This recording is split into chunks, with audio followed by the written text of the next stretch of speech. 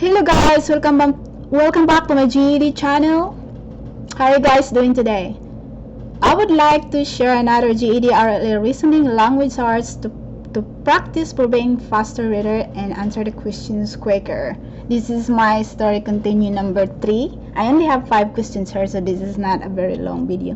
But first I read the excerpts and then read the questions and answers. And so let's get started.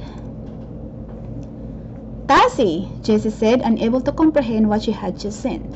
She looked at the mirror. Of course, she saw Tast on the other side, so close his nose would occasionally bump against the glass, making it tint out a little. She also saw the clothes in the closets reflected in it, but when she looked deeper, beyond Tast, everything got out of focus. But she could swear she saw what? Trees and shrubs, maybe? But it was hard to tell because the deeper she looked into the mirror, the less distinct everything became. Well, that's just freaking weird, she said. She reached out and touched his nose where it bulged against the glass. She could feel him pouring. Taz turned and started to walk away. He looked over his shoulder and cried, trying to coax her to follow him. No way, Kitty, Jessie said. He came a little farther, then sat down and stared at her.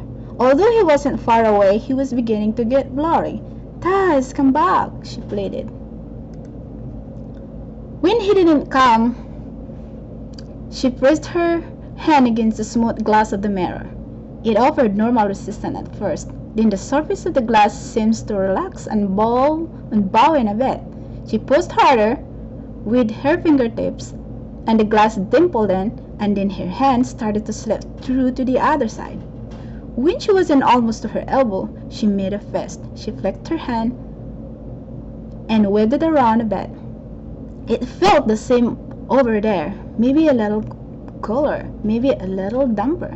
She jerked her hand back out with a pop.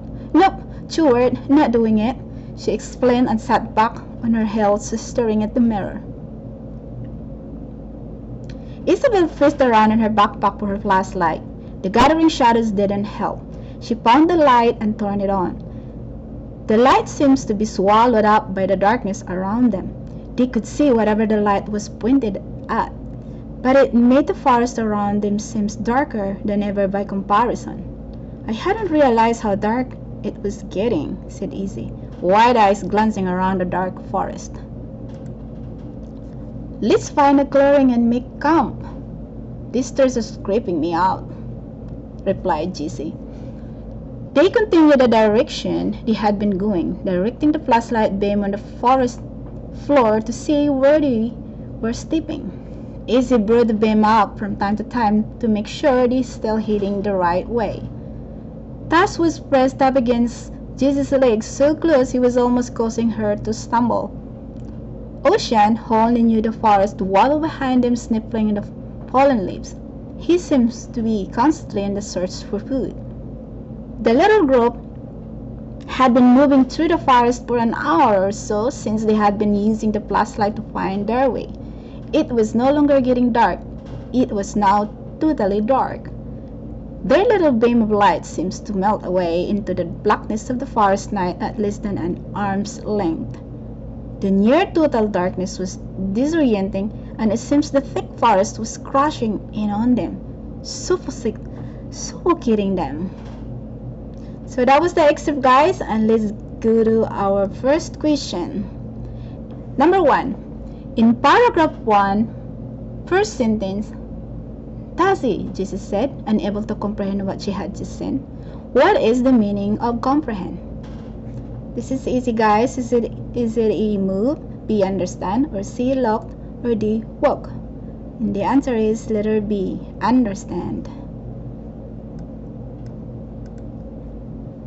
Number 2 question. In paragraph 2, sentence 4, what are the right verb for the 3 underlined words?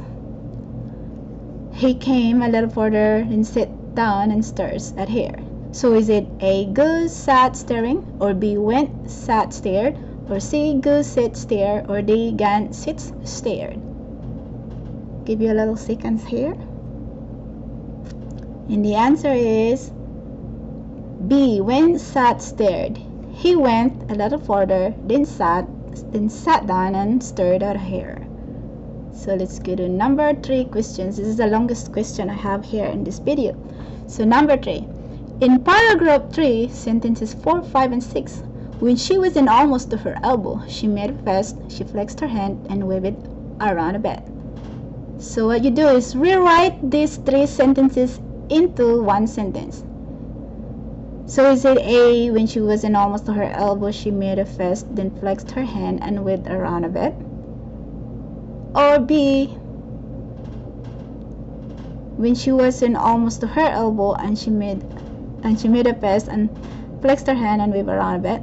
Or is it letter C, when she was almost to her elbow, she made a fist, then flexed her hand and waved around a bit? And the answer is letter A. Well, there's not a here. So the answer is here, letter A. When she was in almost to her elbow, she made a fist, then flexed her hand and waved it around a bit. So let's go to number 4 question. Second to the last. In paragraph 4, first sentence, Isabel fished around in her backpack for her flashlight. What is the meaning of the word fish? Is it A, look for a fish, B, search, C, move, or D, turn? This is a little bit easy, and the answer is letter B, search. And let's go to our last question, number 5. In paragraph 7, last sentence, who seems to be constantly on search for food? Is it Jesse, B, Taz, C, Izzy, or D, Ocean? This is a little bit easy, but if you get confused, I will show you the last excerpt here. It's over here. Ocean, who only knew the forest, waddled behind him, snuffling in the leaves. He seems to be constantly on the search for food. So the answer is letter D, Ocean. And that's all for today, guys. Thank you guys so much for watching. Subscribe, like, share, and comments below if you can, or you can suggest what video you'd like me to upload next. I know somebody asked me to make an essay. Essay is not easy to make, but I will study it and try harder and find a good topic to make an argument with. So I will see you guys in my next video. You have a wonderful day. Take care and bye.